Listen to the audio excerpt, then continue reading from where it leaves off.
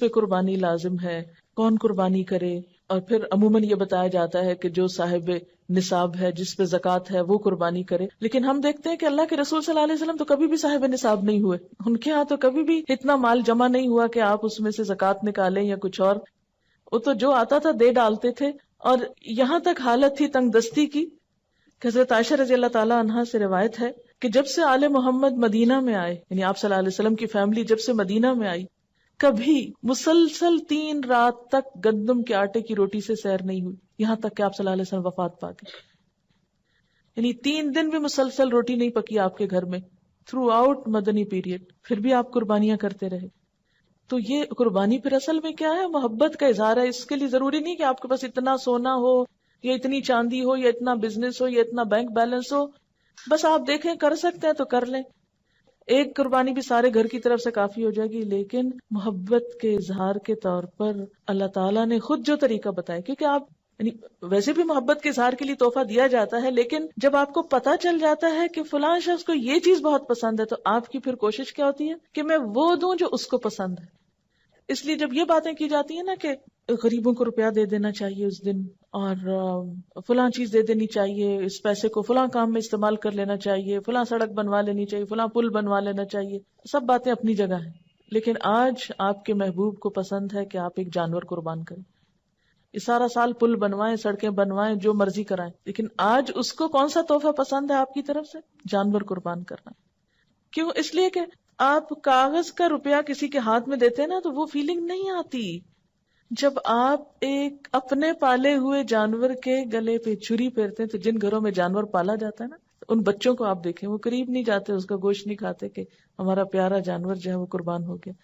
روتے ہیں باقاعدہ اس کی. اور اس وقت جو دل کی حالت ہوتی ہے وہ روپیہ کسی کو پکڑانے سے وہ جذبات نہیں پیدا ہوتے. اور یہ یاد دہانی ہے مسلسل، یا اللہ آج اس جانور کے گلے پہ چھری پھیر رہا ہوں، کل آپ نے مجھے طلب کیا نا تو میں بھی حاضر ہوں، میں اپنی جان بھی دوں گا آپ کو. کیونکہ محبت میں تو پھر کوئی بھی چیز بچا کے نہیں رکھی جاتی نا. آپ صلی اللہ علیہ وسلم 10 سال مدینہ میں رہے اور ہر سال قربانی کی. اسی لیے آپ نے فرمایا، ابو داؤد کی روایت ہے، اے لوگو، بے شک ہر گھر والوں کے ذمے ہر سال قربانی ضروری. ان علی کل اہل بیت فی کل عام اضحیہ. اب یہ الگ بات ہے کہ اگر بالکل پیسے نہیں ہیں اور مطلب نہیں کرنے کے قابل ایک بھی، تو کوئی بات نہیں، کیونکہ بہت لوگ بہت ہی غریب ہوتے ہیں. قربانی دراصل محبت کے اظہار کی ایک علامت ہے، اور اس کے لیے بہت زیادہ فقہی مسئلوں میں پڑھنا، اس پہ جائز ہے اس پہ ناجائز ہے، یہ کرے یا نہ کرے، وہ کرے یا نہ کرے، بہت کچھ پوچھنے کی ضرورت نہیں. اپنے آپ کو ٹٹولیں، دیکھیں کیا دے سکتے ہیں کیا نہیں دے سکتے، اور کر لیں جو کر سکتے ہیں. نہیں کر سکتے تو آئندہ کے لیے کوئی ترتیب سوچیں اسی طرح کی کہ جس سے آپ کچھ کر سکیں.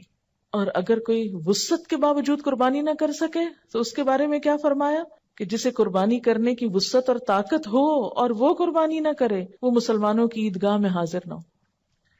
اب یہ ہے کہ بعض حالات واقعی ایسے ہوتے ہیں کہ انسان نہیں کر سکتا، کوئی جان بوجھ کے نہیں ایسے کرتا، ہمت نہیں ہے.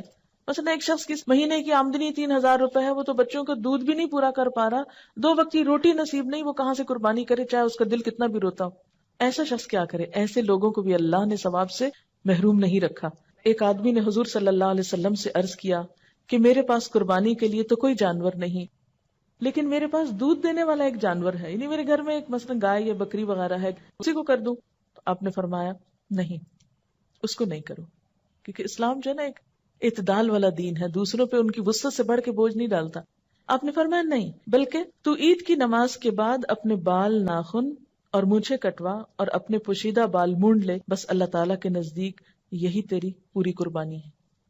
اسی لیے ہمیں کیا حکم دیا گیا ہے کہ ذوالحج کا چاند نظر آنے کے بعد نہ ناخن کاٹے جائیں، نہ بال کاٹے جائیں، نہ ہی شیو کی جائے، اور نہ ہی بال اکھاڑے جائیں. نو ویکسنگ، نو تھریڈنگ، نو پلکنگ. اور عید کی نماز کے بعد کیا کیا جائے؟ کیونکہ عام طور پر تو کیا ہوتا ہے، عید کی تیاری میں لوگ اپنے آپ کو سنوارتے بناتے ہیں، بچوں کے بال کٹوائے جاتے ہیں، حجامت کروائی جاتی ہے. لیکن اس عید کے موقع پر عید سے پہلے کچھ نہیں کرنا. عید کی نماز کے بعد جب دوسرے لوگ جانور کاٹ رہے ہوں گے تو آپ کے پاس جانور کاٹنے کو نہیں تو اپنے ناخن کاٹ لیجئے، یہی آپ کی قربانی ہو گئی. یعنی جس کے پاس وسعت نہیں، اور جس کے پاس وسعت ہے قربانی کرنا ہے، اس کے لیے بھی یہی حکم ہے.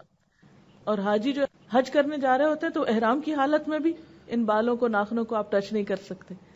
تو اس طرح حج والے اور قربانی والے اور بغیر قربانی والے سب ایک چیز میں تو شریک ہو سکتے ہیں نا. یعنی اللہ تعالیٰ ہر ایک کو نیکی کا موقع دیتا ہے.